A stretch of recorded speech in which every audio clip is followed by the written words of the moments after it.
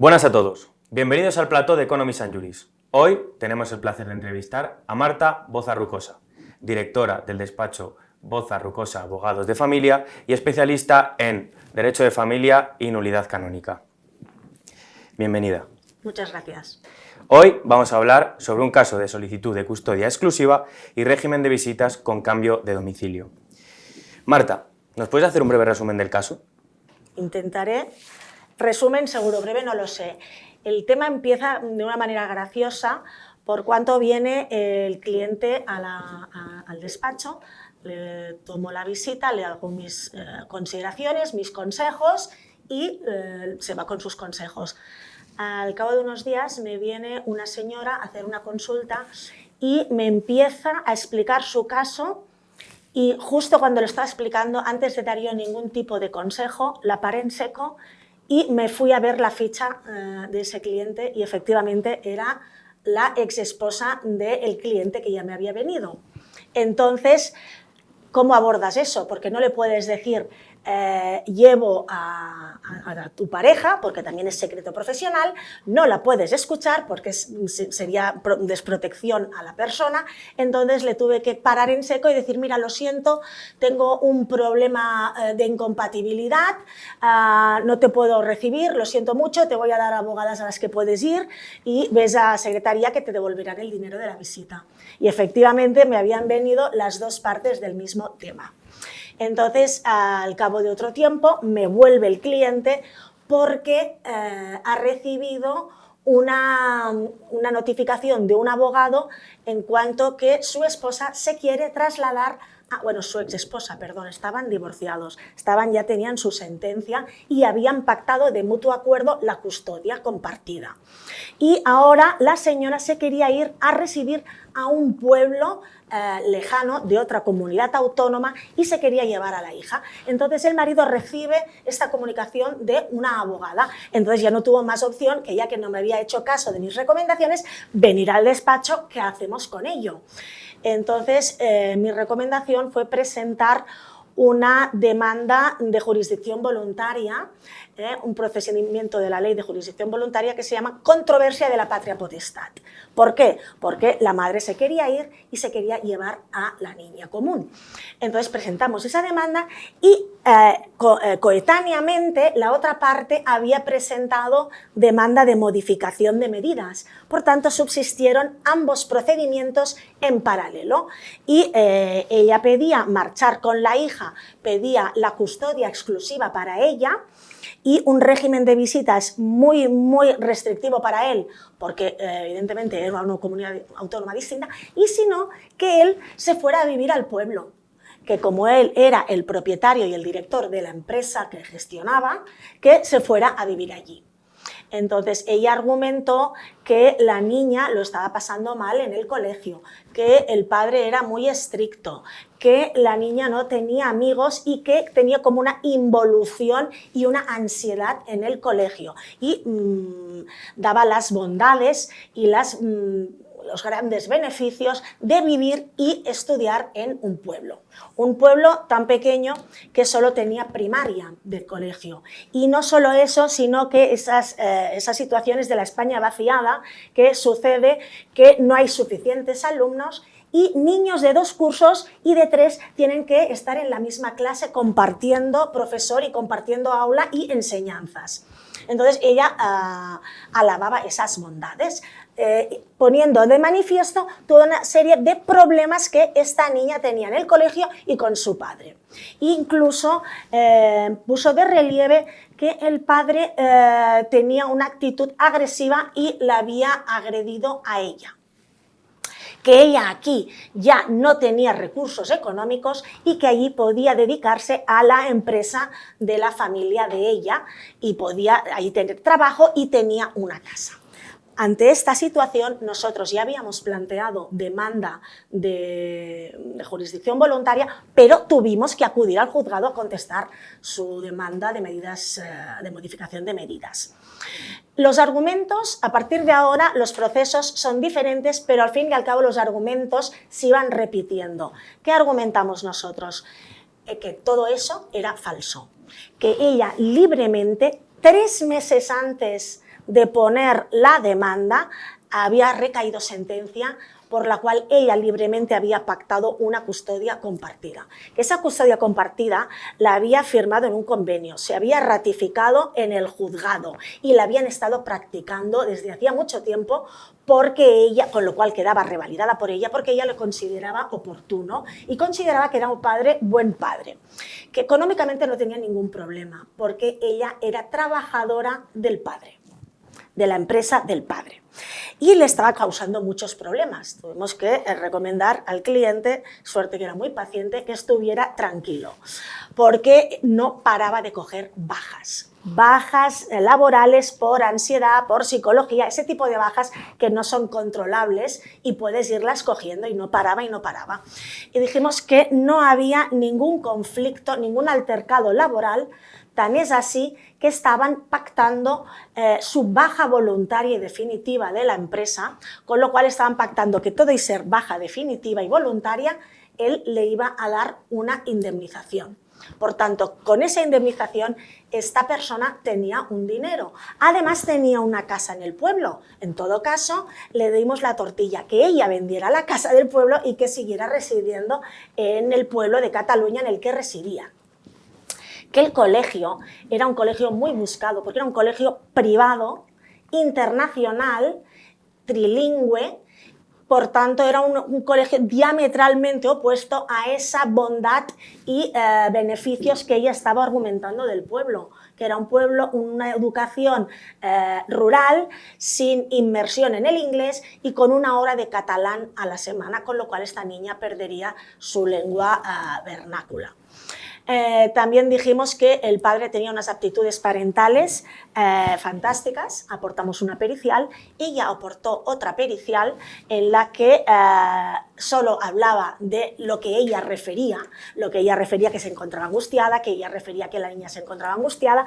También aportó un certificado médico por el cual el médico decía que la madre refería que la niña tenía mucho dolor de estómago, tenía ansiedad y que por eso la había sacado del colegio. Entonces pusimos de manifiesto que ahí solo decía que el médico refería, no había ni valorado a la niña, ni había preguntado a la niña, o si lo había preguntado en ese informe no salía, por tanto la niña no tenía ningún tipo de conflicto. Aportamos certificados del colegio donde precisamente decían todo lo contrario de la madre, que la niña estaba súper adaptada, que tenía muchos amigos en su clase, que era tan abierta y extrovertida que tenía amigos de otras clases, que además en las extraescolares también tenía muchos amigos, que avanzaba muy positivamente, que estaba muy involucrada en la enseñanza y que gozaba del aprendizaje. Entonces, como estos procedimientos se alargaron en el tiempo, pudimos aportar ese boletín de notas con la certificación del comportamiento y la integración de la niña del 2020, del 2021, del 2022. Con lo cual solo se vio que no solo la niña estaba súper acomodada y ambientada, sino su progresión incluso ascendente en las notas.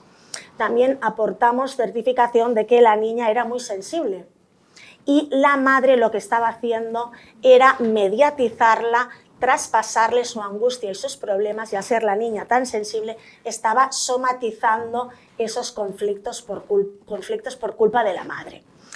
Aportamos todo, fue un baile muy importante de pruebas y de destrucción de falsas pruebas de la contraria.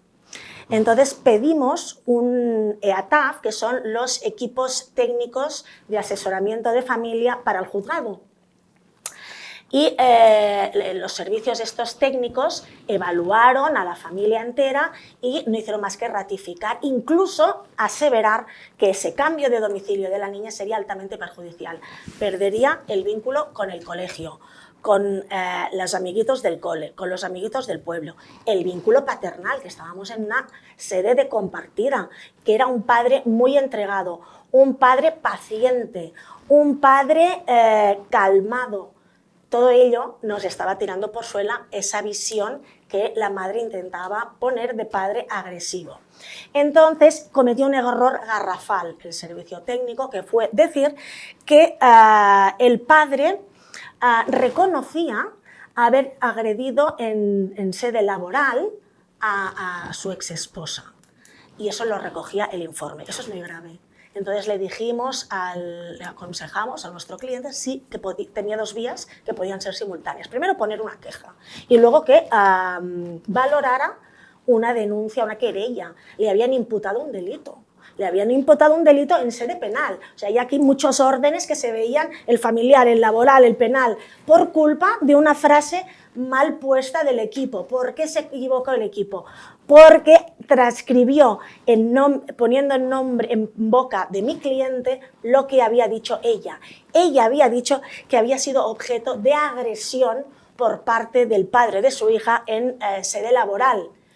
Y el equipo se equivocó y dijo algo tan grave como que mi cliente había reconocido que había agredido lo cual, por más que fuera su expareja, seguía siendo un tema de violencia doméstica. ¿Qué pasa? Que la contraria, en sus conclusiones, puso de relieve eso. Dijo, y además el equipo técnico público de asesoramiento a la familia ha dicho que él mismo ha reconocido que me ha agredido. Entonces, en la vista, ella empezó a hacer hincapié en que había sido objeto de malos tratos, de vejaciones por parte de él. Y ahí estuvo muy bien y muy acertada la juez. Yo siempre soy team jueces siempre. Estoy súper a favor, no es una postura muy común entre los abogados, pero bravo el sistema jurídico judicial que tenemos, el judicial. Entonces el juez paró y dijo, momento, no puede continuar hablando de nada más, porque si es así, si se ratifica en que aquí aquí se ratifica que usted ha sido objeto de vejaciones y de agresiones físico y o verbales de su expareja, tenemos que parar en seco este procedimiento y nos vamos a violencia doméstica. Entonces ella se percató del gran problema en el que estaba metida, porque ahora sustenta una patraña en un proceso penal. Entonces dijo que no continuaba, que no seguía por allí y ya no pudo hablar más de cuestiones penales, de agresiones del padre hacia ella ni hacia la niña. ¿Qué pasó con ello? Perdió toda la credibilidad. Perdió toda la credibilidad en cuanto al malestar que se suponía que mi parte infringía a ella y a la hija común, y también perdió credibilidad en todo el resto.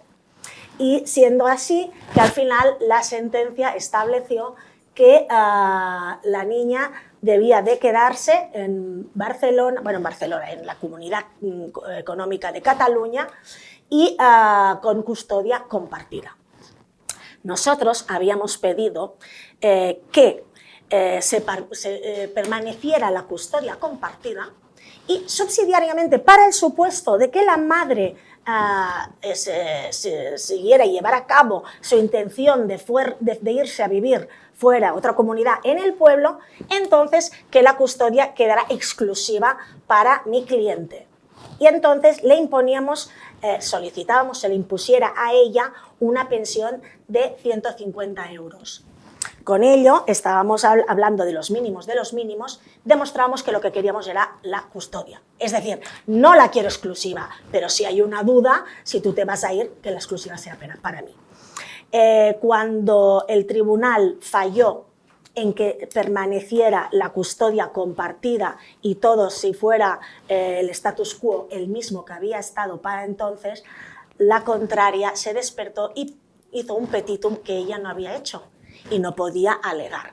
Y se opuso alegando que si para el caso de que ella quisiera marchar, establecieran qué régimen de visitas tendría y qué pensión. Entonces le dijeron que era un petitum que ella no había sustentado, no lo había solicitado, por tanto que no podían pronunciarse por algo que ella no había pedido. Entonces apeló y en apelación volvió a perder. Y en el procedimiento que paralelamente estábamos sustentando, en el que nosotros éramos actores, también lo perdió y se estableció de nuevo que la niña debiera de permanecer en Cataluña. ¿Cuáles crees que fueron los factores determinantes que el juez tuvo en cuenta al decidir sobre el cambio de residencia en este marco de patria potestad compartida? Lo primero siempre es el menor.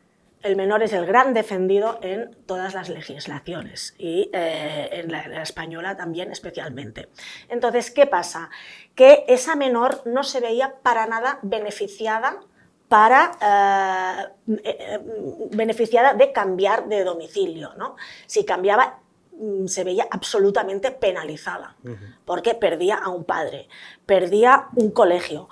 El menor está especialmente protegido en familia también, aparte de su vulnerabilidad, su falta de recursos personales, porque en familia está pasando por el trauma de su vida, la ruptura de la familia, sus padres se separan. Entonces, los jueces tienen la tendencia y la obligación de hacer que el resto de circunstancias, el resto de aspectos de su vida quede totalmente inamovible, porque se ha movido todo demasiado. Por tanto, habiendo habido esta ruptura tan importante en su vida, que no se rompa nada más. Por tanto, marcharse a otro sitio era una ruptura que absolutamente le perjudicaba. Y es más, en la legislación catalana se valora mucho que para hacer una modificación, ella no tenía que haber hecho nunca una modificación. Ella tenía que haber tirado por el procedimiento que hicimos nosotros, de jurisdicción voluntaria, el procedimiento de controversia de patria potestad. Yo quiero esto, tú quieres esto.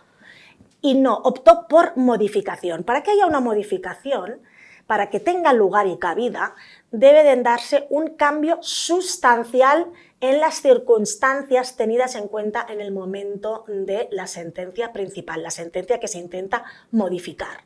Habían pasado 3 meses de esa sentencia y no había habido ni una sola circunstancia que avalara la necesidad de este cambio de la niña. Y quedó patente el interés de la madre, un interés espurio, absolutamente, que anteponía sus necesidades. Por tanto, no solo no ha habido un cambio de circunstancias, sino que no estás poniendo en el centro del eje al menor, a tu hija, te estás poniendo a ti. Tú quieres ir allí, tú estás teniendo ansiedad, tú estás teniendo ataques de ansiedad. Pero estos ataques de ansiedad torticeramente los has intentado imputar a tu expareja. Se ha visto que eres mentirosa, tu expareja no te ha hecho ningún tipo de agresión. Se ha visto que la niña está súper adaptada, se ha visto que eres retorcida porque le estás haciendo un daño a tu hija. Le estás haciendo que somatice toda tu necesidad de marchar y que la niña lo esté pasando mal. Entonces, se vio como con tanta prueba se desveló el pastel, de que estás poniéndote a ti en medio y tú no puedes estar en medio y no se ha dado ninguna circunstancia y que además la única circunstancia que se ha dado ha sido causada por ti, porque tiene que ser que haya un cambio sustancial de las circunstancias no querido, no buscado y en el que tú no tengas una actuación expresa. ¿Y qué es lo que había cambiado? Que ella había dejado el trabajo voluntariamente. Y que decía, y estoy precariamente a nivel económica. No, porque has cobrado una indemnización. No, porque tienes una casa en el pueblo. O sea que todos los factores apuntaban hacia nuestro petitum y en contra del suyo. Vale, y entrando en tema de derecho, ¿por qué crees que es común acudir a la jurisdicción voluntaria en este tipo de casos? Hay que acudir a la jurisdicción voluntaria porque, uno, no hay una modificación sustancial de las circunstancias. Por tanto, como no ha habido una modificación, no vayas por ahí. 2, estamos hablando de una controversia. Yo quiero que la niña vaya a vivir allí. Yo quiero que la custodia sea para mí. Y entonces ya no es tanto la custodia, es un efecto. Al yo ir a vivir allí con mi hija, ergo tendremos que cambiar la custodia, ergo tendremos que cambiar los alimentos. Y era una controversia respecto de esto. Vale, y ya para terminar, ¿nos podría dar un consejo a nosotros y a un abogado que se encuentre en la misma situación en la que usted estuvo en el momento del pleito? Lo importante, la prueba. Lo que no se prueba no existe. Siempre se lo digo a mis clientes. No, pero es que no tiene razón, es que ha mentido. Dame pruebas. No, porque, ¿cómo que no? Traeré a mucha gente. La gente no viene luego. La gente igual el juez no la acepta. Necesitamos pruebas. Lo que no se prueba no existe.